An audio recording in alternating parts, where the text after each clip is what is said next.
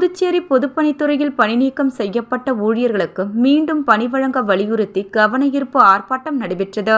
புதுச்சேரி அரசு பொதுப்பணித்துறையில் பணிநீக்கம் செய்யப்பட்ட ஊழியர்களுக்கு கடந்த பட்ஜெட் கூட்டத்தொடரில் மீண்டும் வேலை வழங்க மாதம் ரூபாய் 10,500 சம்பளம் வழங்கப்படும் என்று முதல்வர் மற்றும் சட்டப்பேரவைத் தலைவர் அவர்கள் அறிவிப்பு செய்தார்கள்.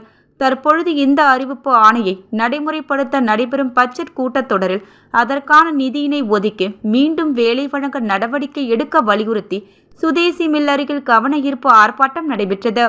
போராட்டத்திற்கு ஒருங்கிணைப்பாளர்கள் ஜி.பி. தெய்வீகன், சத்யவதி, காரைக்கால் வினோத், மணிவண்ணன் ஆகியோர் தலைமையில் 500க்கும் மேற்பட்ட ஊழியர்கள் கலந்து கொண்டனர்.